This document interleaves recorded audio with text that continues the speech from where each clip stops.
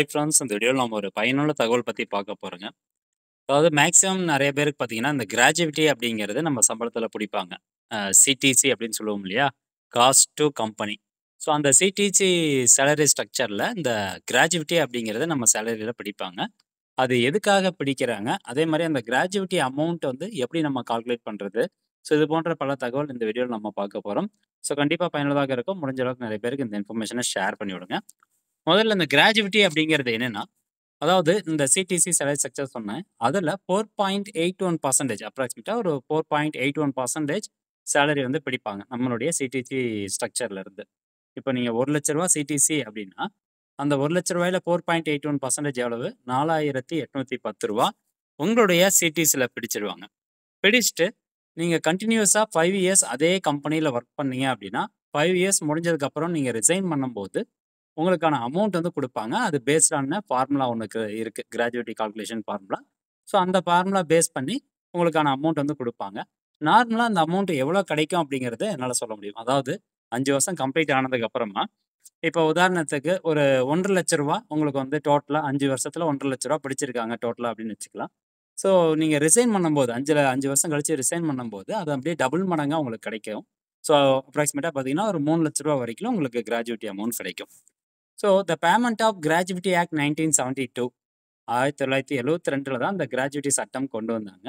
அது கொண்டு வந்ததுலேருந்து தற்போது வரைக்கும் பார்த்தீங்கன்னா, நிறைய கம்பெனிஸ்ல இது வந்து நடைமுறையில இருக்குது. ஸோ இதனுடைய பர்ப்பஸ் என்ன அப்படின்னு கேட்டிங்கன்னா, financial reward for an employees commitment to the company. அதாவது ஒரு ஒரு நிதி ரீதியான ஒரு சப்போர்ட் வந்து கம்பெனி தரப்புல இருந்து அந்த எம்ப்ளாயீஸ் குடுக்கறதுக்கான ஒரு பர்ப்பஸ் தான் இது.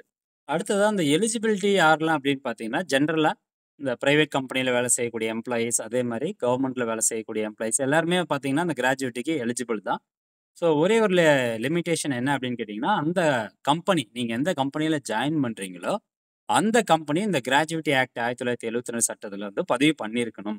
பதிவு பண்ணியிருந்தா மட்டும் தான், அந்த கம்பெனி உங்களுடைய சேலரி ஸ்ட்ரக்சர்ல இருந்து ஒரு பர்ட்டிகுலர் பெர்சன்டேஜ் நான் சொன்னேன் இல்லையா? 4.81% பிடிச்சு அவங்க வந்து கவர்மெண்ட் செலுத்திட்டு வருவாங்க. அந்த அமௌண்ட் உங்களுக்கு ரிட்டர்ன் கிடைக்கும். நீங்க ரெசிக்னேஷன் பண்ணதுக்கு அப்புறமா. ஸோ கால்குலேஷன் பொறுத்தவரைக்கும், லாஸ்ட்டா நீங்க அந்த கம்பெனியில அதாவது ரிசைன் பண்ண அந்த மாசம் எவ்வளோ பேசிக் பிளஸ் டிஏ வாங்கியிருக்கீங்க. ஸோ அந்த சேலரி அது இன்டூ நம்பர் ஆஃப் இயர்ஸ் அந்த கம்பெனியில எத்தன வருஷம் நீங்க ஒர்க் பண்ணீங்க. குறைந்தபட்ச லிமிட் வந்து 5 வருஷம் சொல்லியிருக்காங்க. இப்போ நீங்க 10 வருஷம் வேலை பார்த்துருக்கலாம், 15 வருஷம் வேலை பார்த்துருக்கலாம். ஸோ அந்த மாரி அதுக்கேத்த மாரி உங்களுக்கு கிடைக்கக்கூடிய அமௌண்ட்டும் அதிகமா கிடைக்கும். பேமெண்ட் வந்து பார்த்தீங்கன்னா, ஜென்ரலாவே நீங்க ரிசைன் பண்ணதுக்கு அப்புறமா செட்டில்மென்ட் அமௌண்ட் அப்படின்னு சொல்லுவாங்க. உங்களுடைய லீவ் பேலன்ஸ்லாம் எவ்வளோ இருக்கு, அதெல்லாம் கால்குலேட் பண்ணி அமௌண்ட் செட்டில் பண்ணுவாங்க பார்த்தீங்களா? ஸோ அந்த டைம்ல அதிகபட்சமா ஒரு 3 மாசத்துக்குள்ளார உங்களுக்கான கிராஜுவிட்டி அமௌண்ட் உங்களுடைய பேங்க் அக்கவுண்ட்டுக்கு வந்து சேர்ந்துரும். ஸோ லீகல் ஃப்ரேம்வொர்க் இதுதான். எக்செப்ஷன்ஸ் அப்படிங்கிறது ஒண்ணு இருக்குது. இதுல நெறைய பேர் வந்து கேட்பாங்க. அப்போ நான் 5 வருஷத்துக்கு முன்னாடியே ரிசைன் பண்ணிட்டேன்னா, எனக்கு அந்த கிராஜுவிட்டி அமௌண்ட் பிடிச்சாங்க பார்த்தீங்களா? ஸோ அந்த அமௌண்ட் குடுப்பாங்களா அப்படின்னு கேட்டீங்கன்னா, குடுக்க மாட்டாங்க. ஒரே ஒரு கேஸ்ல மட்டும் தான் குடுப்பாங்க. இன்கேஸ் அவருக்கு அந்த எம்ப்ளாயிக்கு வந்து 5 வருஷம் முடியல. பட் அவரு வந்து எதனா ஒரு ஆக்சிடென்ட்னாலயோ, அல்லது ஒரு டிசீசஸ்னாலயோ, அல்லது ஒரு டிசேபிள் ஆயிட்டாரு அப்படின்னா, அந்த கண்டிஷன்ஸ்ல மட்டும் அவங்களுக்கு எவ்வளோ அமௌண்ட் பிடிச்சாங்களோ, அது இன்டூ உங்களுடைய சர்வீஸ பொறுத்து கால்குலேஷன் போட்டு அமௌண்ட்ட குடுப்பாங்க. ஸோ இந்த ஒரு எக்செப்ஷன் லிமிட் மட்டும் தான் அவங்க வச்சிருக்கிறாங்க. ஸோ டிசீஸ்னால அவர்னால வேலை செய்ய முடியல. ஒரு ஆக்சிடென்ட்னால கை, கால் வந்து போயிருச்சு அப்படின்னா, அவங்களுக்கு வந்து இந்த அமௌண்ட் குடுப்பாங்க. 5 வருஷம் முடியலனாலும் அது அப்ளிகபிள் தான். ஸோ அதான் செகண்ட் சொல்றாங்க. ஆஸ் பர் 1972 ஆக்ட் படி செக்ஷன் 3ல அது குடுத்திருப்பாங்க.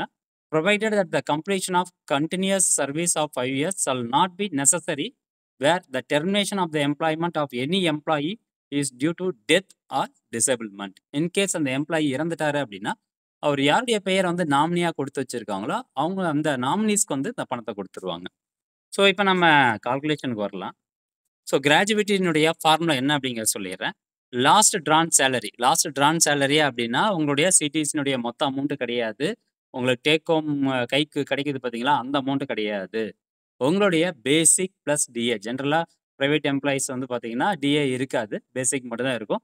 ஸோ கடைசியா இப்ப ரூ. 1,00,000 சம்பளம் வாங்குறீங்க. உங்களுடைய பேசிக் வந்து ஒரு ரூ. 45,000 இருக்கு அப்படின்னா, அந்த 45,000 இன்டூ அப்படின்னு போட்டுக்கோங்க. இன்டூ 15 15ங்கிறது என்னன்னு நான் சொல்றேன். அதே மாரி number of completed years of service. அந்த கம்பெனிஸ்ல நீங்க எத்தன வருஷம் வேலை பார்த்துருக்கீங்க. இதெல்லாம் இன்டூ பண்ணிட்டு டிவைடட் பை 26 அப்படின்னு போடுவாங்க. இப்போ நம்மளுக்கு தெரிய வேண்டியது என்னன்னா, இந்த 15 அண்ட் 26 அப்படிங்கிறது என்ன அப்படின்னு நம்ம பார்ப்போம். This factor reference 15 days of salary for every completed year of service. அதாவது இந்த 15 அப்படிங்கிறது காமன் தான். அது உங்களுக்கு எதுவும் மாறாது. இதுக்கு என்ன சொல்றாங்கன்னா, ஒரு வருஷம் நீங்க ஃபுல்லா அந்த கம்பெனியில வேலை பார்த்துருக்கீங்கன்னா, 15 நாளுக்கான சம்பளம் என்ன அப்படிங்கிறது தான். பட் இந்த 15 அப்படிங்கிறது எந்த ஒரு இதுலயும் சேஞ்சஸ் ஆகாது. அதே மாரி டிவைடட் பை 26 அப்படின்னு போடுறது என்னன்னா, ஒரு மாசத்துக்கு ஜெனரலாவே நம்ம 26 நாள், சண்டே லீவ் போக 26 நாள் நம்ம வேலை பார்க்கணும். ஸோ அதான் வந்து 26 அப்படின்னு போட்டிருக்காங்க. இப்போ number of completed years of services வந்து எப்படி எடுப்பாங்க அப்படின்னு சொல்றா, this is the total number of years of continuous service rounded down to the nearest full year. அப்போ இப்போ உதாரணத்துக்கு வந்து ஒருத்தர் கேட்கலாம். நான் வந்து 4 வருஷம் 8 மாசம் வேலை பார்த்துருக்கேன். அப்ப எனக்கு இது அப்ளிகபிளா அப்படின்னு கேட்கலாம். ஸோ கண்டிப்பா உங்களுக்கு அப்ளிகபிள் தான்.